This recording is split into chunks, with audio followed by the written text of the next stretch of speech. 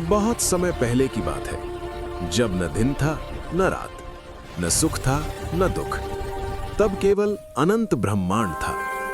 उस अनंत में त्रिदेव विद्यमान थे। सृष्टि के रचयिता ब्रह्मा, पालनकर्ता विष्णु और चेतना के स्वरूप महादेव। सृष्टि की रचना, ब्रह्मा जी ने सृष्टि की कल्पना की, विष्णु जी ने उसे संतुलन प्रदान किया और महादेव ने अपनी मौन साधना से उसमें चेतना भर दी।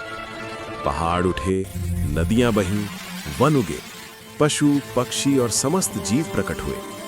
पर ब्रह्मा जी के मन में एक विचार अभी अधूरा था। उन्होंने कहा, ऐसा प्राणी होना चाहिए जो केवल जीवित ना हो बल्कि जीवन को समझ सके। देव सभा और प्रश्न। इंद्र, अग्नि, वरुण और अन्य देवताओं की सभा बुलाई गई। एक देवता बोला, प्रभु, उस प्राणी को सोने से बनाइए ताकि वो सबसे मूल्यवान हो। दूसरा बोला, चांदी से बनाइए ताकि वो शुद्ध हो। तीसरा बोला, लोहे से बनाइए ताकि वो शक्तिशाली हो। सभा में मतभेद था। तभी महादेव ने आंखें खोली और बिना कुछ कहे धरती की ओर चल पड़े। महादेव और मिट्टी। महादेव ने धरती से गीली मिट्टी उठाई, उसी मिट्टी को जिसे देवता साधारण समझते थे। देवताओं को आश्चर्य हुआ। तभी माता पार्वती आगे आईं।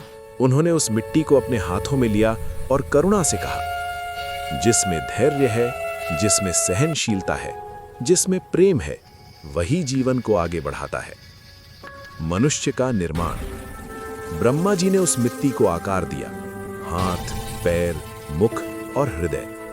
विष्णु जी ने उसमें संतुलन भरा, सांसों की लय, हृदय की गति, और अंत में महादेव ने उसमें प्राण फूंक दिए। मिट्टी ने सांस ली, मनुष्य ने पहली बार आंखें खोली।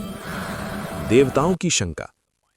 एक देवता बोला, प्रभु, मिट्टी तो कमजोर होती है, ये टूट जाएगी। तभी विष्णु जी ने पूछा, क्या तुमने कभी देखा है कि बीज सोने में उगता हो?